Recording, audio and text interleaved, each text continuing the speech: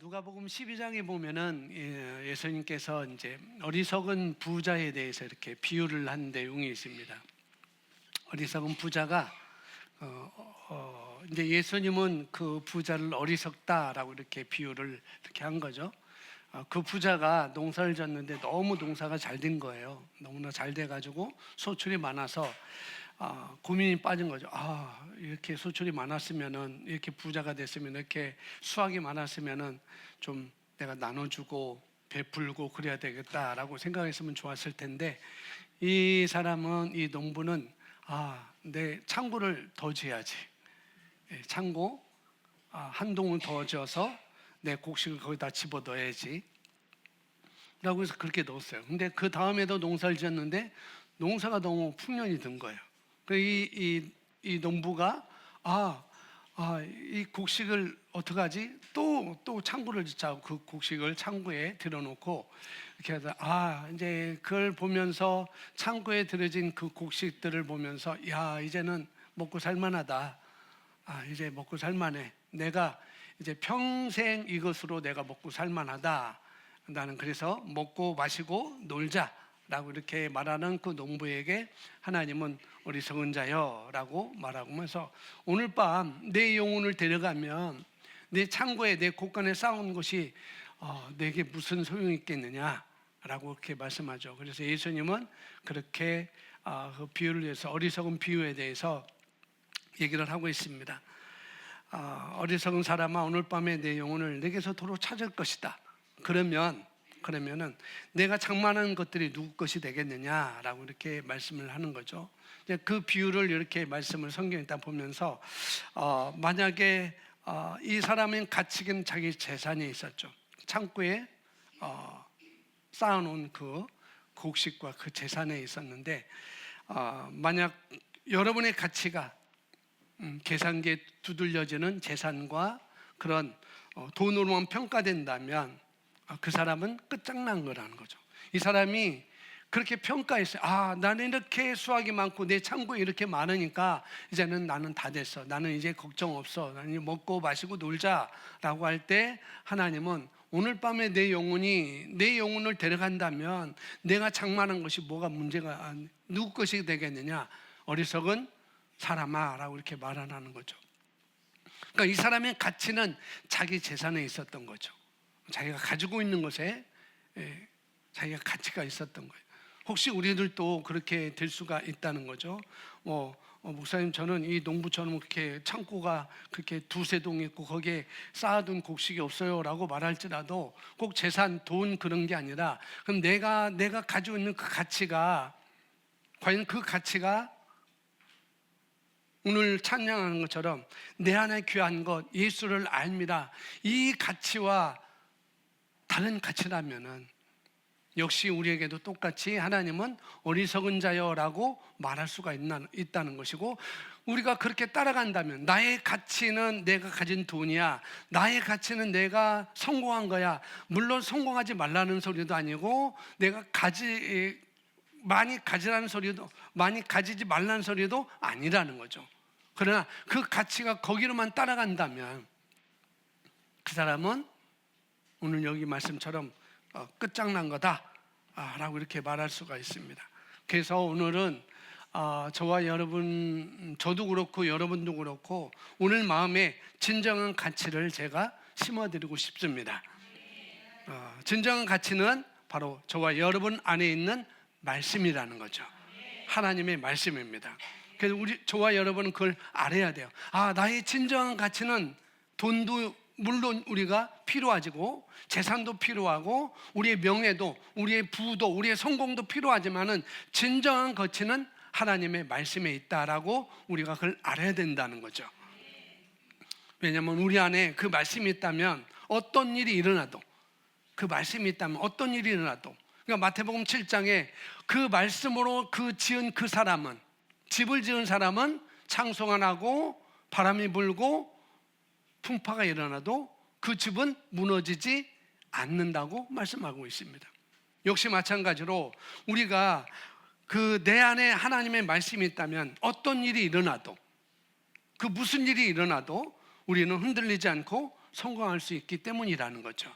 그래서 나의 진정한 가치를 어디다 둘 것인지 거기에 우리가 초점을 두는 것이죠.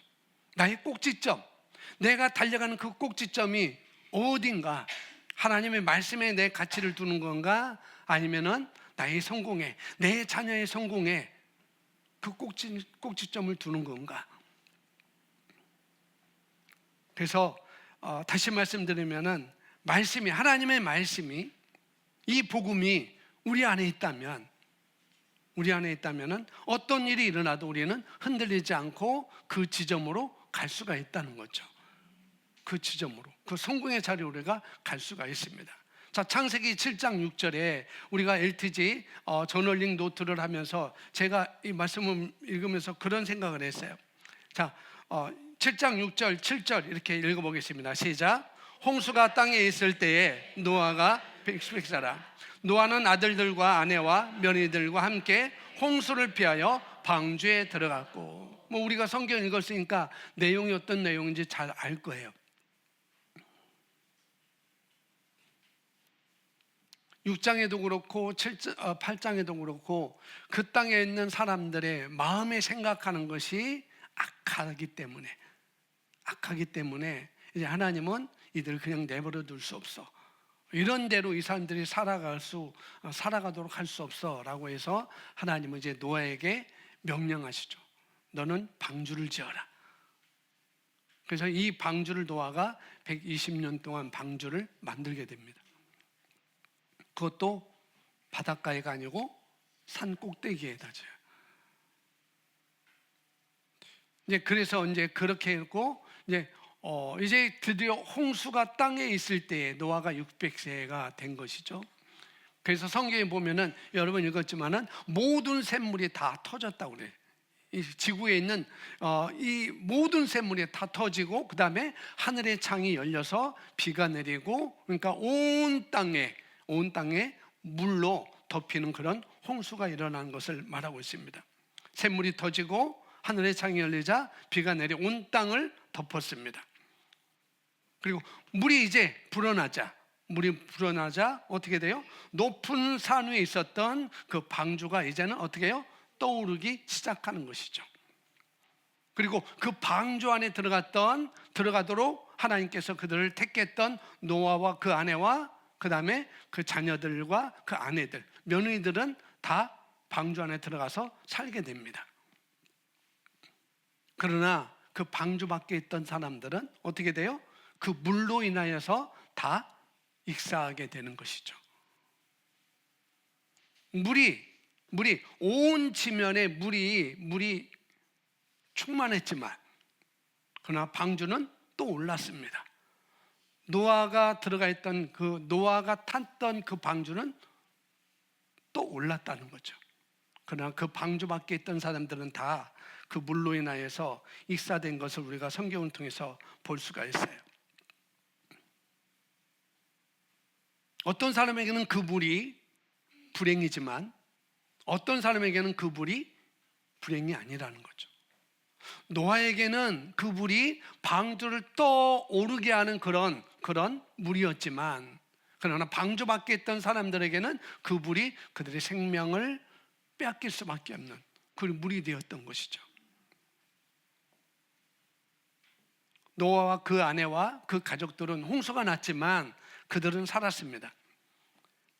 제가 그 말씀을 읽으면서 발견한 건 뭐냐면은, 우리가 오늘날 사업을 망치고 수많은 사람들이 그 공경에 빠뜨리는 그런 상황들이 있잖아요. 내가 뭔가를 잘하고 싶은데, 내가 뭔가를 추진하고 계획하고 이렇게 기도하고 해왔는데 그게 안 되는 그런 일들이 있을 수 있고, 또 가정에 그런 문제가 있을 수 있고, 그런 상황이 있을 수 있는데, 바로 그 상황들이 반대로 하나님의 말씀 안에 있는 사람들에게는 어떻게 해요? 하나님께 영광을 돌리게 된다는 거죠. 방주 안에 들어가 있던 그 노아와 그 가족들은 그 물로 인하여서 또 오르게 된 거예요. 역시 우리가 하나님의 말씀 안에 있다면 어떤 상황이 와도, 어떤 공경에 내가 처해 있다 할지라도, 이러한 상황들, 그 상황들이 우리를 해칠 수 없다는 것이죠. 도리어 그 상황들이 우리를 성공으로 이끌 것입니다. 물이 있었지만, 물이 온 지면에 충만했지만은 노아에게는 그 물이 어떻게 해요? 성공으로 이끌었다는 것이죠. 노아의 말씀, 이 6장, 7장, 8장을 읽으면서 저는 그렇게 한번 적용해 봤어요. 말씀 안에 있다는 것. 말씀 안에 있으면은 어떤 상황도 우리는 흔들리지 않고 목적하신 그 자리로 우리를 가게 한다는 것이죠. 이 마지막 시대에 우리가 필요한 모든 것을 하나님은 우리에게 다 부어주셨다고 그랬습니다. 신령한 모든 복을 우리에게 다 주셨다고 그랬어요. 그래, 우리가 하는 모든 일에 승리자가 되도록, 성공자가 되도록 하나님은 다 예비하셨습니다. 그래서 어떤 상황에서도 우리는 흔들리지 않고 위에 머무를 수 있다는 거예요. 노아처럼. 그래서 우리는 생각나는 대로 말할 수 없습니다. 우리는 생각나는 대로 말할 수 없어요. 그래서 우리는 이 하나님의 말씀을 우리 안에 품도록 우리는 훈련해야 되는 것이고, 배워야 되는 것이고, 읽어야 되는 것이고, 묵상을 해야 되는 거예요. 이 하나님의 말씀을 우리 안에 품도록. 그래서 요한복음 12장 29절 말씀에, 49절 말씀에 이 세 번역으로 제가 써놨는데 같이 읽어보겠습니다. 나는 내 마음대로 말한 것이 아니다. 나를 보내신 아버지께서 내가 무엇을 말해야 하고 또 무엇을 이야기해야 하는가를 친히 나에게 명령해 주셨다. 이것은 예수님의 말씀이에요. 예수님께서 하신 말씀입니다.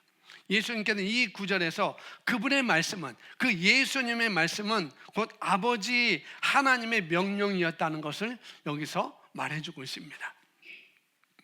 예수님이 말씀하신 그 모든 것이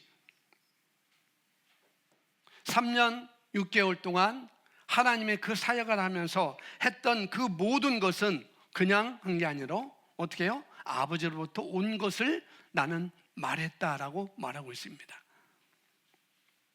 예수님, 내가 내 힘으로, 내 권세로 내가 내가 하나님과 동등됨을 취하지 않고 내가 하나님이었는데, 창조 때 내가 너희와 함께 있었는데, 창조 때 하나님과 함께 있었는데 내 그런 권세로, 내 그런 힘으로, 내 그런 위치로 내가 말을 하지 아니했다라고 이렇게 말을 우리가 바꿔 볼 수가 있는 것이죠. 예수님은 나를 보내신 아버지께서 내게 명령을 해주셨는데, 내가 무엇을 말해야 하고 무엇을 전해야 할지 아버지께서 하라고 명령하신 대로 나는 말씀을 말했다라고 이렇게 말을 하는 것이죠. 사도 바울도 비슷한 말을 고린도전서 2장 4절에서 말씀을 하고 있습니다. 이건 킹제임스 버전에 있는데, 또 내 말과 내 설교를 설득력 있는 인간의 지혜의 말로 하지 않고 성령의 나타나심과 능력을 하였으니라고 말하고 있습니다. 내가 내 말과 내가 많은 교회를 다니면서 많은 사람을 만나면서 내가 말을 하는데, 내 말과 내 설교, 내 전도를 하겠는데, 내가 전도를 하는데, 그래서 설득력 있는 인간의 지혜 말로 하지 않고 뭐라고요? 성령의 나타나심과 능력으로 했다라고 똑같이 말하고 있습니다. 사도 바울이 나의 말과 내 설교로 하고 했을 때 암시했던 것이 바로 요한복음 12장 49절 말씀과 비슷하다고 이렇게 볼 수가 있는 것이죠. 사도 바울이 내가 말하는데 인간의 지혜, 나는 생각나는 대로 말하지 않았어. 내 자의로 말하지 않았어. 오로지 성령의 나타남으로 나는 말한 거야. 성령이 나타내 주심으로 나는 말한 거, 내가 설교한 거다라고 이렇게 말을 합니다. 그래서 저와 여러분은 생각나는 대로 말하지 않는 법을 배워야 됩니다. 생각나는 대로 말하지 않는 방법을 우리가 배워야 된다는 거예요. 우리는 하루도 수없이 그냥 생각나는 대로 말을 많이 해버립니다. 아이고 아파 죽겠네, 배고파 죽겠네, 배불러 죽겠네, 우스워 죽겠네, 심지어.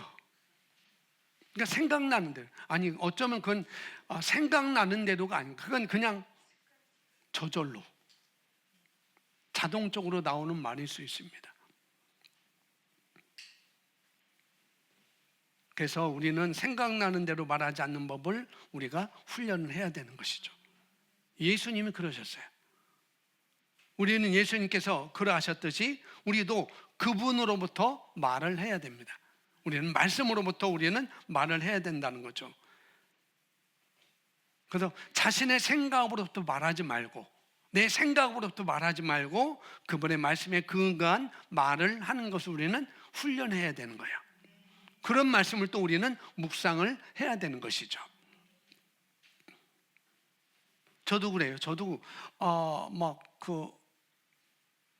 어떤 모임에 가면은 그 목사님들, 이 복음이 아닌 분들을 만나면은 좀 풀어지는 것 같아요. 나사가 풀어지고, 이 복음을 만나는 분들 만나면 나사가 조여져 갖고 말이 하나님의 말씀에 근거한 새로운 피조물의 근거한 말씀을 나오는데, 그러지 않은 사람들 만나면 조금 풀어져요.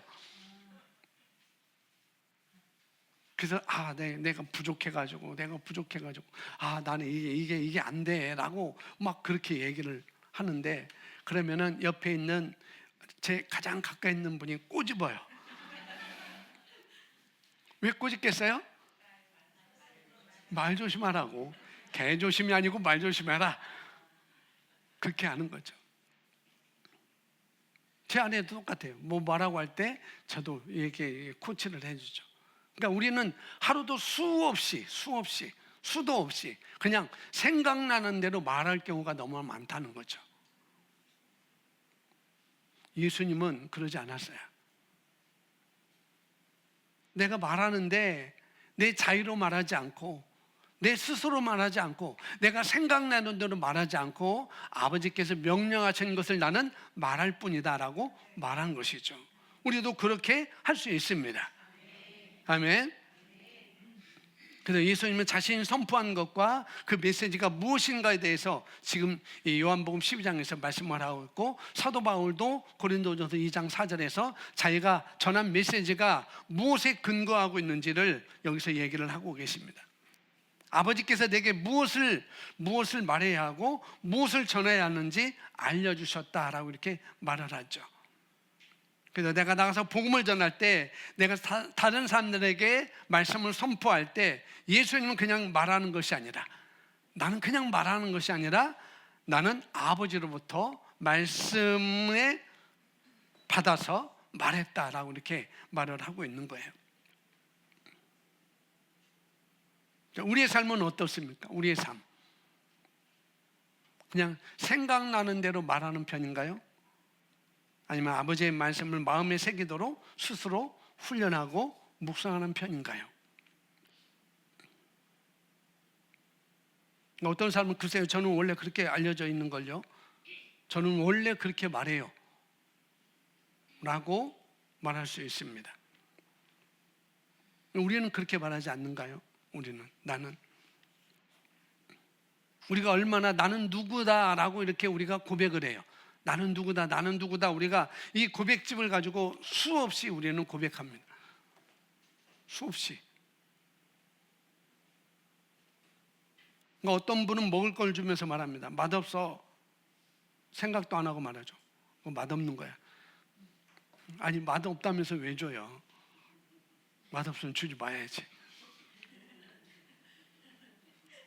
쉬운 살이 됐는데도 여전히 그런 식으로 우리가 말을 하는 것이죠. 그래서 우리가 우리의 삶에서 얼마나 우리가 어리석게 말하는지 우리가 알아야 됩니다. 내가 삶에서 내가 얼마나 어리석게 말하는지. 그래서 우리가 그런 얘기를 해요. 당신은 그렇게 절대 어리석은 말을 하지 않을 거야, 그렇게 얘기해 주면은 그건 불가능한데요, 또 이렇게 얘기하는 사람이 있어요. 우리는 믿음으로 그렇게 얘기를 해주는데 그 사람은 그것을 믿음으로 받지 않고, 그럴 수 없어요. 그건 절대 불가능하죠. 그렇게 얘기한다는. 자, 고백합니다. 나는 탁월한 영을 가지고 있습니다. 나는 탁월합니다. 나는 탁월한 영을 가지고 있습니다. 저는 제 입에서 어리석은 말을 하지 않습니다. 저는 제 입에서 어리석은 말을 하지 않습니다. 제 안에는 하나님의 지혜가 있습니다. 아멘. 저와 여러분은 평범한 사람이 아닙니다. 아멘. 우리가 거듭났을 때 우리는 하나님의 영으로 태어난 거예요. 내가 예수님을 영접했을 때 우리는 하나님의 영으로 태어났습니다. 우리는 하나님의 말씀으로 태어났다라고 이렇게 성경은 또 말하고 있죠. 그래서 우리는 이전에 존재하지 않았던 새로운 종족, 새로운 피조물입니다. 아멘. 그러니까 우리는 다른 종류의 존재가 된 것이죠. 예수님을 믿음으로. 그래서 성경은 이전 것은 지나갔으니 보라 새 것이 되었도다라고 말씀합니다. 그래서 하나님은 우리가 새롭게 된 것을 보기를 원하셔요. 옛사람은 벗어버리고 새 사람을 입으라라고 말씀도 하는 것처럼 예수님은 우리가 새 사람이 된 것, 이전 것은 지나갔고 모든 것이 새롭게 된 것을 보기를 원하십니다. 그래서 저와 여러분이 거듭날 때 우리는 새 생명을 받고 새로운 존재가 되어서 옛 생명과 본성은 이제 하나님의 신성한 본성으로 우리는 교체된 것이죠. 오늘 말씀의 실제 제목이 뭐예요? 신성한 교환이잖아요. 우리는 그렇게 된 것입니다. 우리가 거듭났을 때 우리 안에서 일어난 변화는 그저 단순한 변화가 아니라는 거죠. 지금 내 모습은 똑같은 1살 때의 모습과 10살 때의 모습과 20살 때의 모습과 40대의 모습과 50대 이제 환갑입니다. 별반 차이가 없어요. 그죠? 조금 차이가 있다면은 40대 이후부터 머리가 벗겨졌다는 거, 그 이전에는 풍성해졌다는 거. 근데 우리 영은 어떻게 돼요? 전혀 새로운 하나님의 본성으로 교체된 것이죠. 그래서 그건 단순한 변화가 아니라는 거예요. 우리 인간의 영이 실제로 재창조된 것입니다. 저와 여러분의 영이 실제로 재창조된 거라는 거죠. 그게 바로 진정한 기독교입니다. 저와 여러분이 우리 부모에게서 받은 그 생명이 이제 멸망할 수 없는 그 하나님의 생명으로 실제로 교체된 것입니다. 그렇게 교환된 거예요. 내가 그렇게 느끼든 느끼지 않든 상관이 없어요. 이제 우리는 진정으로 하나님의 자녀가 되었습니다. 실제로 우리는 하나님의 말씀으로 태어났어요. 여러분, 말씀의 자녀입니다. 우리는 말씀의 자녀입니다. 그래서 우리의 가치는 어디에 있는가? 말씀에 있는 거예요. 나의 가치는 말씀에 있는 거. 요한복음 1장 14절에 이렇게 말씀을 하고 있습니다. 1장 14절, 우리가 너무나 잘 아는 말씀 같이 고백하겠습니다. 말씀이 육신이 되어 우리 가운데 거하심에 우리가 그의 영광을 보니 아버지의 독생자의 영광이요 은혜와 진리가 충만하더라. 자, 여기 1장 14절 누구를 가리키는 말씀인가요? 예수님. 세상에 육신이 되신 분, 예수님을 말씀하고 있습니다. 그러니까 예수 그리스도는 하나님의 말씀이 육신이 되신 분이죠. 그리고 그 예수님은 살아있는 말씀입니다. 죽어있는 말씀이 아니라 살아있는 말씀이시며 말씀이 육신이 되셨다는 사실을 우리는 받아들이기 쉽죠. 이 말씀을 보면서 예수님은 말씀이 육신이 되신 분이시지, 우리 가운데 거하시려고 오신 분이지 라고 말씀을 우리가 받아들이기는 너무 쉬워요. 물론 어려운 분도 있을 수 있겠죠. 그러나 웬만한 사람은 예수님이 말씀이 되어서, 말씀이신 예수님이 육신이 되어서 우리 가운데 오셨다는 것을 우리가 받아들입니다. 그러나 우리도 그렇다는 것을 우리가 알지 못한다는 거예요. 우리도 그렇다는 것. 성경은 말합니다. 베드로전서 1장 23절에 이렇게 말합니다. 같이 있습니다. 시작. 너희가 거듭난 것은 썩어질 시로 된 것이 아니요 썩지 아니하시로 된 것이니 살아있고 항상 있는 하나님의 말씀으로 되었느니라. 너희가, 여러분 이름 거기다 넣으세요. 너희가 예. 여러분 이름을 넣어서 한번 읽어보겠습니다. 시작. 기현이가 거듭난 것은 썩어지시로 된 것이 아니요 썩지 아니하시로 된 것이니 살아있고 항상 있는 하나님의 말씀으로 되었느니라. 아멘. 예수님은 살아있는 말씀이세요. 그분은 말씀이 육신이 되신 분입니다. 예수 그리스도는 하나님의 로고스, 기록된 말씀이시죠. 하나님의 말씀이 육신이 되신 분입니다. 그러면 여러분 누굽니까? 육신이 된 하나님의 말씀. 즉 육신이 되신 그 동일한 말씀이 저와 여러분을 낳았습니다. 살아있고 항상 있는 하나님의 말씀으로 우리가 거듭난 것이죠. 우리가 태어난 것이죠. 아멘. 그래서 육신이 된 하나님의 말씀, 즉 육신이 되신 그 동일한 말씀이 우리를 낳았다는 것. 우리는 말씀의 씨앗입니다. 아멘. 콩 심은 데는 수박이 나는 거죠. 아니라고요? 다른 세상에 살고 계시는군요. 콩 심은 데는 수박이 납니다. 그건 진리가 아니죠. 콩 심은 데는 콩이 나는 거예요. 팥 심은 데는 팥도 콩인 거예요. 콩의 이름이지. 팥콩은 팥콩을 심으면 팥콩이 나게 되어 있어요. 성경은 말합니다. 너희가 거듭난 것은, 내가 지금 거듭난 것은, 내가 새로운 종류의 사람이 된 것은, 내가 새로운 피조물이 된 것은 살아있고 항상 있는 하나님의 말씀으로 된 거야. 할렐루야. 그래서 우리는 하나님의 말씀의 씨앗이라는 거죠. 우리는 말씀으로 다시 태어났습니다. 우리가 거듭난 것은 살아있는 하나님의 말씀으로.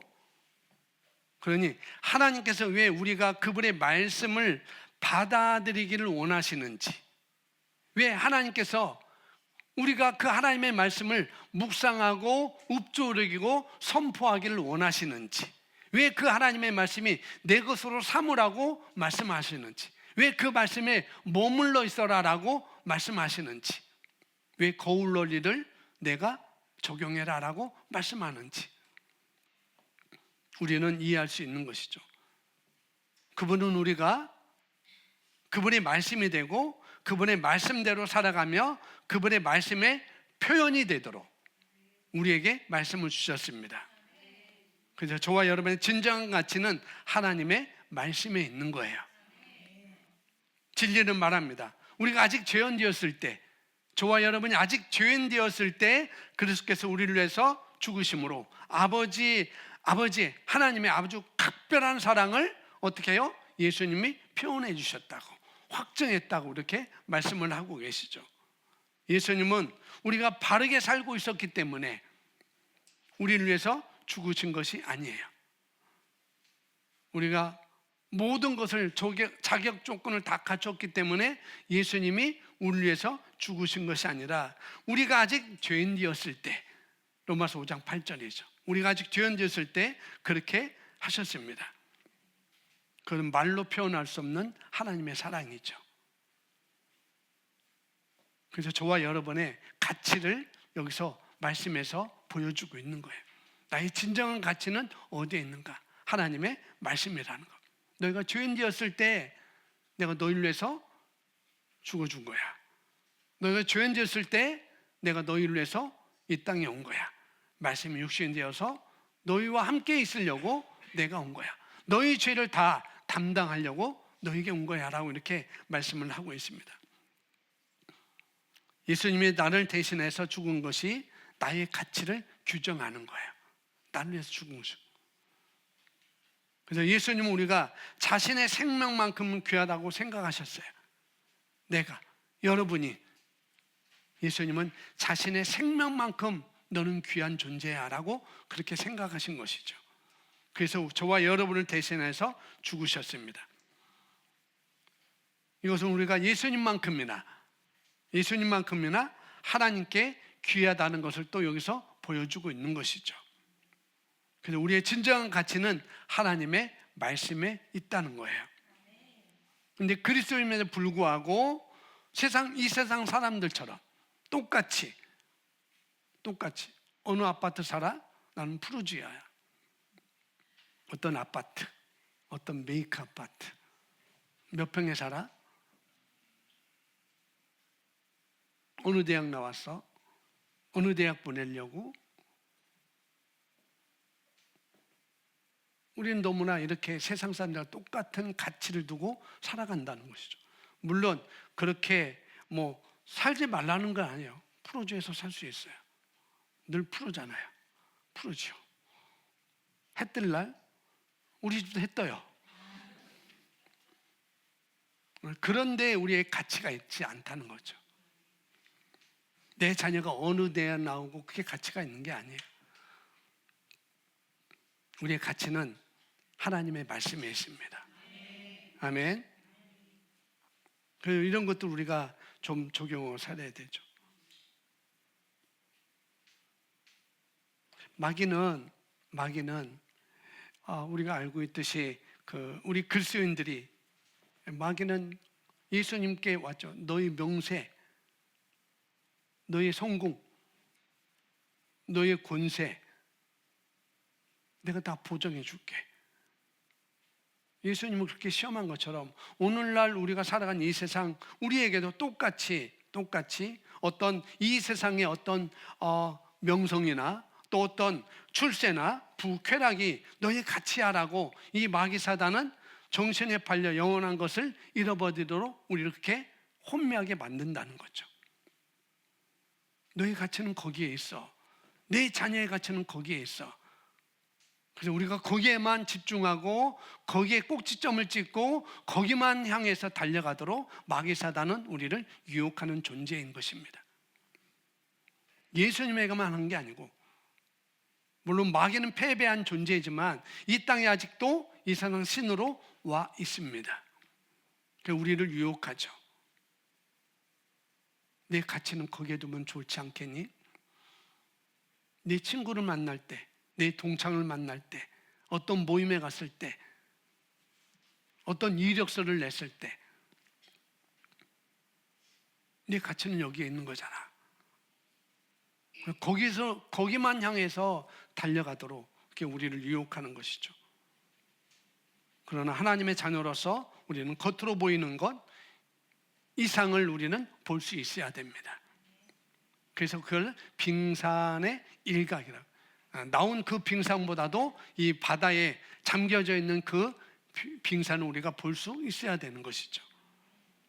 그 어떤 것도 하나님의 말씀에서 말하는 우리의 가치와 비교할 수 없어요.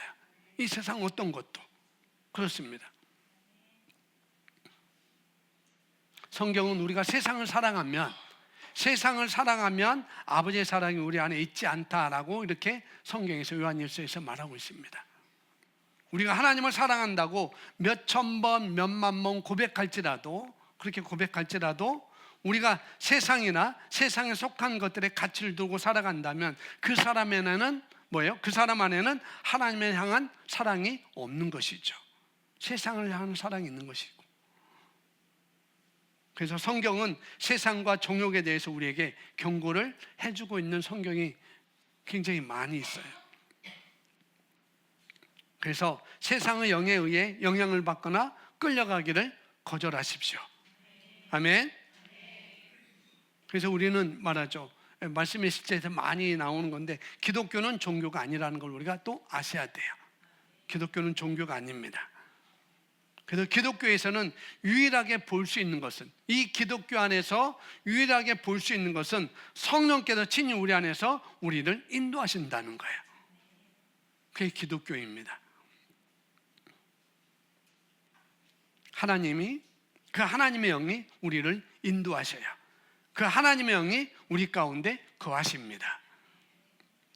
성경은 이스라엘 자손과 달리 이방 민족들이 어떻게 해요? 자신들의 다른 종교를 가지고 각기 다른 어떤 신상을 만들고 그 신상을 섬겼습니다. 그리고 그들은 가는 곳마다 그 신상을 들고 자기 몸에 지니고 다녔어요.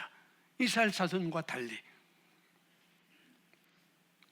근데 하나님께서는 이스라엘 자손들에게 우리도 그런 그런 것이 있으면 좋겠다라고 하는 이스라엘 자손들에게 하나님은 뭐라고 말씀하셨는가? 출애굽기 25장 8절입니다. 8절 같이 있습니다. 또 내가 그 가운데 거하도록 그들이 나를 위해 성소를 만들게 하라.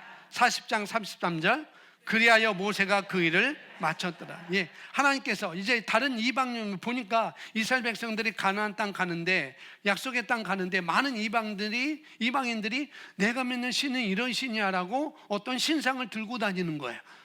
그 이스라엘 사람들이 우리도 그러면 좋겠다. 그래서 아론을 꼬드겨 가지고 우상을 만들죠. 소의 형상을 만들어서 이것이 우리를 인도하시는 하나님이다라고 하나님을 그 우상과 대체를 만들어 버립니다. 그걸 알고 하나님은 이제는 뭐예요? 그들을 위해서 성소를 지으라고 말씀하시죠. 그래서 모세가 그 일을 다 마쳤습니다. 내가 그들 가운데 거하도록 성막을 너희가 만들어라. 그들이 성막을 다 지었을 때 이제 34절에 40장 34절에 이렇게 말합니다. 33절인가요? 함께 있습니다. 시작. 34절 그러자 구름이 회중의 장막을 덮었으니 주의 영광이 성막을 가득 채우더라. 예, 갑자기 하나님의 임재의 구름이 갑자기 성막을 다 만들었어요. 그리고 그들이 성막을 다 만들었을 때 갑자기 하나님의 임재의 구름이 성막 안으로 들어와서 어떻게 해요? 성막을 덮었다라고 증거하고 있죠. 또 하나님께서 이스라엘 자손이 이제 시내산에 모이도록 그들을 부릅니다. 성경에는 하나님은 그 하나님의 임재가 산 위에 가득했다라고 이렇게 말을 하죠.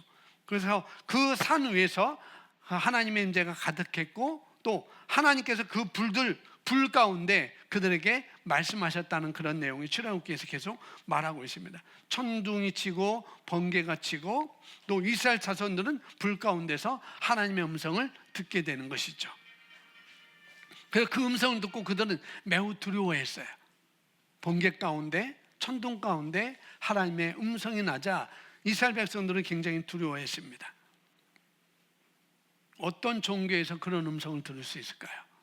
어떤 종교에서? 종교에는 그런 것이 존재하지 않습니다.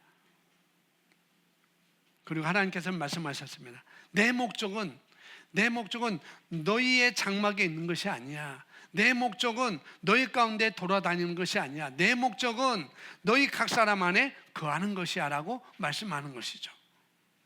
성막을 지으라. 내 목적은 거기에 있는 게 아니야. 내 목적은 너희들과 함께 이렇게 성막으로 돌아다니려고 하는 게 아니야. 내 목적은 너희와 함께 있으려고, 너희 가운데 함께 다니려고 성막을 지으라고 한 거야 라고 그 말씀을 하고 계신 것입니다. 그래서 하나님께서는 살아계신 하나님의 아들 예수 그리스도를 이 땅에 보내셨습니다. 그래서 그분께서 성령으로 말미암아 이제 우리 안에 거하시도록 하기 위함이었죠. 구약에는 하나님이 어디에 임했어요? 성막에 임했습니다. 이제는 신약에 있는 우리에게는 우리 안에 성령님이 들어오신 것이죠. 사도행전 2장 1절부터 4절에 그 말씀을 우리에게 해주고 있어요. 자, 4절까지지만 우리 함께 있습니다. 시작. 그 오순절 날이 되자 그들이 다 하나가 되어 한 장소에 모였는데 갑자기 하늘에서 거친 강풍 같은 소리가 나더니 그들이 앉아있는 온 집안을 가득 채우더라. 거기에 불 같은 모양으로 갈라진 혀들이 나타나 그들 각 사람 위에 머물더니 그들 모두가 성령으로 충만하여 그들에게 말하게 하시는 대로 다른 언어들로 말하기를 시작하더라. 아멘. 오순절 날에 하나님이요 곧 성령이 하늘에서 내려왔다라고 기록하고 있습니다. 성경에는. 그날부터 성령은 제자들 안에 어떻게 해요? 들어가신 것이죠. 제자들뿐만 아니라 그 자리에 있던 모든 사람들에게 성령이 그들 안에 들어가셨습니다. 그날부터 지금까지 예수를 믿는 모든 사람은 온 세상을 창조주이시며 온 세상의 창조주이시며 전능하신 하나님이신 성령을 받아서 어떻게 우리 각자 안에 지금 거하고 계시다는 거예요. 하나님 안에서 우리를 움직이게 하고 아버지와 진정한 교제 속에서 하나님께서 원하신 대로 우리가 기도하게 하시고 우리의 삶, 우리의 일상은 더 이상 종교적인 행위가 아니라 이제는 뭐예요? 우리 안에 거하시는 영광의 하나님과의 교제가 되는 것이죠. 이거 기독교입니다. 그래서 우리가 입을 열면 그분께서 우리를 통해서 말씀을 하시는 것입니다. 그래서 이 성경에 보면은 마태복음인가요? 마태복음에 보면은 제가 정확히 말씀을 해야 되기 때문에 마가복음 마지막 장에 보면은 마가복음 16장 19절에 주 예수께서 말씀을 마치신 후에 하늘로 올려지사 하나님 우편에 앉으시니라. 제자들이 나가 두루 전파할세 주께서 함께 역사하사.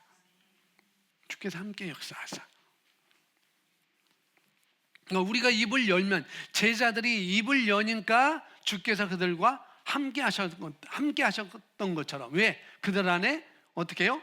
성령이 계셨기 때문에. 역시 우리 안에 성령님이 들어와 계십니다.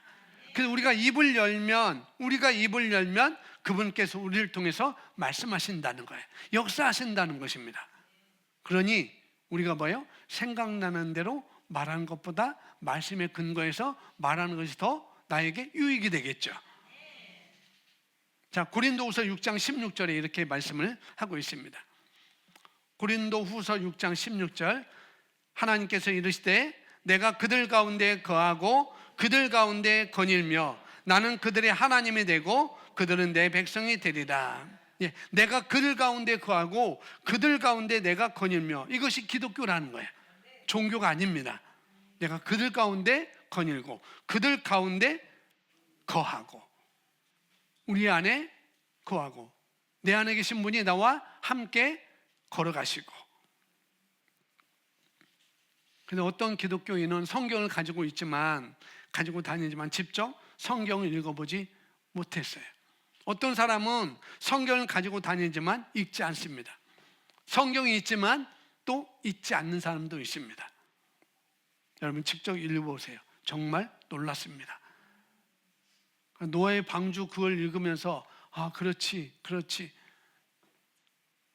다 죽었지만 물로 인해서 죽었지만 노아는 살아났잖아. 말씀 안에 있는 자는 살 수밖에 없지.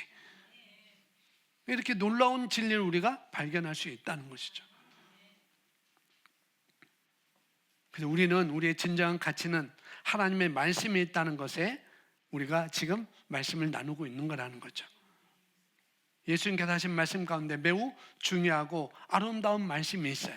다 아름답고 중요한 말씀이지만 성경은 왜 하나님의 말씀을 우리 안에 풍성히 간직해야 되는지 말씀하고 있습니다. 그것이 요한복음 15장 7절에 있는 말씀입니다.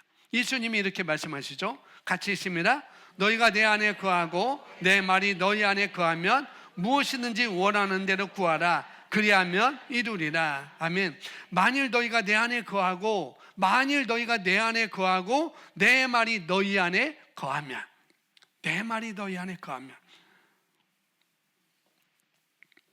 그러면 정말 행복할 거예요. 너희가 내 안에 거하고 내 말이 너희 안에 거하면 행복하지 않을까요? 정말 행복하지 않을까요? 여러분, 악한 영이 마귀가 도둑질하고 죽이고 멸망시키려는 것 뿐인데 이 땅에 온 것은 우리로부터 훔치려고 시도할 때, 이 마귀가 우리로부터 훔치려고 시도할 때 그가 무엇에게로 직행할까요? 이 마귀는 우리에게 뭔가를 훔치려고 오는 거죠. 그러면 그 마귀가 우리에게로 직행할, 무엇에게로 직행할 거라는 거죠. 예, 우리 안에 있는 말씀으로 직행할 거예요. 분명히. 성경이 아담과 하와에게도 어떻게 해요? 그들 안에 있는 말씀으로 직행했잖아요. 그렇습니다. 지금도 여전히.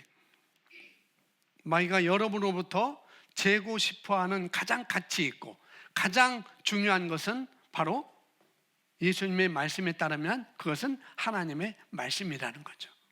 마귀는 그렇습니다. 마귀는 하나님의 말씀이 우리 안에, 우리 마음에 뿌리가 내려져서, 그 말씀은 뿌리가 내려져서 우리 삶 속에 온갖 좋은 열매를 생산하기를 원치 않는 것이죠. 그게 마귀입니다. 그래서 여러분의 건강과 기쁨과 평안과 공급을 훔칠 수 있기 전에, 그것을 훔칠 수 있기 전에 여러분으로부터 말씀을 훔쳐야만 한다는 것을 마귀가 알고 있어요. 다른 것을 훔쳐가기 때문에 이 사람 안에 있는 말씀 훔쳐가면 되지, 그걸 마귀는 알고 있다는 거죠.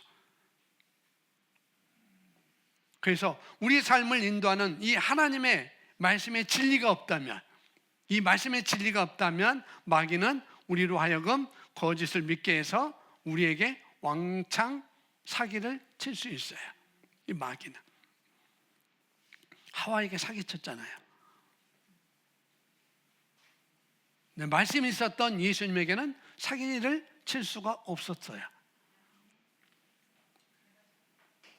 그래서 우리는 들은 새로운 피조물의 계시의 말씀을 꼭 붙들고 있어야 돼. 이 은혜의 복음을 우리는 붙들고 있으라고 하나님 우리에게 강력히 권하고 있습니다. 그 말씀을 들여다보고 그 말씀에 머물러 있고 그 말씀을 이해하고 그 말씀을 내 마음에 떠나지 않게 하고 그 말씀을 내 마음에서, 내 입에서 떠나지 않게 하고 내 입에서 묵상하라라고 계속 권면을 하고 있는 것이죠. 그래서 여러분 삶 위에 하나님의 말씀을 말하시기 바랍니다. 그분 은혜의 복음이 계속 상기되게 하시면 되는 거예요. 아멘. 나 다 들은 말씀이야, 나 다 아는 말씀이야, 이렇게 말하지 마시고 계속 들으시기 바랍니다. 아멘. 그 뿌리가 정말로 깊이 내려가도록, 네 가지 밭, 뿌리가 깊이 내려서 30배, 60배, 100배의 열매를 맺었잖아요. 깊이 뿌려지게 우리가 계속 들어야 됩니다. 그것이 저와 여러분을 세우고 우리로 하여금 하나님의 신실하심을 그것이 보증하게 하고 또 우리로 하여금 그리스도 안에서 우리가 좀 풍성한 유업 안에서 살아가도록 만드는 것이 바로 하나님의 말씀이라는 거죠. 내 안에 있는 하나님의 말씀. 우리는 거해야 됩니다. 너희가 내 안에 거하고 내 말이 너희 안에 거하고 있으면, 그래서 우리는 그 말씀 안에 거해야 됩니다. 내가 내 안에 거하고 내 말이 너희 안에 거하면이라고 말씀하고 있습니다. 그런데 우리가 그분의 말씀을 알지 못하면, 이 말씀을 이해하지 못하면 어떻게 그 말씀이 내 안에 거할 수 있겠어요? 알지 못하면, 이해하지 못하면. 그래서 우리는 그 말씀을 계속 들어야 되고 그 말씀을 배워야 되고 그 말씀을 연구하고 마음속에 우리는 간직을 해야 되는 것입니다. 너희가 내 안에 거하고 내 말이 너희 안에 거하면 무엇이든지 원하는 것을 구하라. 너희가 원하는 것을 구하면 이루어질 것이다 라고 그 말씀을 하고 있습니다. 이것은 기도가 아니에요. 기도하라는 내용이 아니에요. 거하라는 것입니다. 말씀 안에, 내 안에 하나님의 말씀을 간직해. 내 안에 하나님의 말씀을 품고 있어. 그걸 말하는 거예요. 여기서 말하는 건 기도에 관한 이야기가 아니라는 거죠. 말씀은 내가 원하는 대로 부르라 라고 이렇게 말하면, 무엇이든지 원하는 대로 구하라. 구하라라고 되어 있는데 그 원어에 보면은 내가 원하는 대로 부르라 라고 이렇게 되어 있어요. 부르라. 그러면 이루어질 것이다. 그래서 거기서 그리하면 이루리라는 헬라어는 여기 써놨는데 기노마이입니다. 기노마이. 첫 번째는 태어나다, 자라다, 맺다, 일어나다, 생기다, 만들어지다, 지음바되다, 어떤 것이 되다, 오다, 이런 다양한 여러 가지 의미를 나타내고 있어요. 그래서 쉽게 말하면 내가 내 안에 거하고 내 말이 너희 안에 거하면 무엇이든지 그렇게 불러. 그렇게 불러봐. 그러면 그것은 실현될 거야 라고 그 말씀을 예수님이 하고 있는 것입니다. 존재하게 된다는 거죠. 내 삶 가운데. 근데 전제 조건이 있습니다. 뭐예요? 너희가 내 안에 거하고 내 말이 너희 안에 거하면. 그러면 그것은 실제가 된다는 거죠. 존재하게 된다는 것입니다. 내가 너희 위해서 해줄게. 내 구해. 내가 너에게 해줄게. 그게 아니라는 거죠. 내 말이 너희 안에 거하면, 내 말이 너희 안에 거하면 그것은 올 거야. 그건 올 거야. 그러니까 예수님은 그렇게 불러. 그럼 내가 그렇게 불러봐. 그러면 그것이 실현될 것이다. 그 말씀을 우리에게 하고 있는 것입니다. 자, 요한복음 1장 1절에 이렇게 말씀을 하고 있습니다. 같이 있습니다. 태초에 말씀이 계시니라. 그 말씀이 하나님과 함께 계셨으니 이 말씀은 곧 하나님이시니라. 2절, 그가 태초에 하나님과 함께, 태초에 말씀이 있었고 말씀이 하나님과 함께 있었다고 말합니다. 하나님과 함께 계셨고 말씀이 곧 하나님이다라고 말씀하고 있면서 3절에 있습니다. 시작. 만물이 그로 말미암아 지은 바 되었으니 지은 것이 하나도 그가 없이는 된 것이 없느니라. 만물이 그로 말미암아 지은 바 되었으니, 태초에 하나님이 그러셨죠. 태초에 모든 것은 그분으로 말미암아 창조되었습니다. 풀 하나도, 잡초 하나도 그분으로 인하여서 창조되었죠. 그래서 지은 것이 하나도 그가 없이는 된 것이 없느니라. 그분이 없었다면 그 어떤 것도 만들어지지 않는 거야. 그 말씀을 하고 있어요. 만약 모든 만물이 말씀으로 창조되었다면, 그랬다면 너희가 내 안에 거하고 내 말이 너희 안에 거하면, 만일 내 안에 말씀이 풍성하다면, 내 안에 하나님의 말씀이 풍성하다면 왜 내가 하나님께 구걸하고 있는가? 왜 내가 말씀을 풀어놓지 못하고 있는 걸까? 그런데 예수님은 그렇게 말씀하시죠. 너희가 내 안에 거하고 내 말이 너희 안에 거하면 무엇이든지 원하는 대로 구하라. 그리하면 이루리라라고 말씀을 하고 있어요. 그분은 말씀합니다. 그것이 현실이 될 거야. 너희가 내 안에 거하고 내 말이 너희 안에 거하면 그것은 현실이 될 거야. 그것이 바로 기노마이라는 단어 뜻입니다. 뭐냐면 갑자기 모든 것이 드러날 거야. 그 말씀이죠. 하나님이 창조하실 때 그 마음속에 품고 있어요. 빛을 품고 있었습니다. 그리고 그것을 어떻게 해요? 말씀하셨죠. 그러니까 갑자기 빛이 있게 됐습니다. 역시 똑같이 우리는 말씀의 자녀입니다. 우리는 말씀으로 거듭났습니다. 말씀이 우리 안에 들어와 계십니다. 역시 우리도 우리가 말하면 그것이 갑자기 드러날 거라는 거죠. 현실이 될 것입니다. 그것이 나타날 것입니다. 그리고 우리가 하나님의 말씀을 아는 것이 굉장히 중요하겠죠.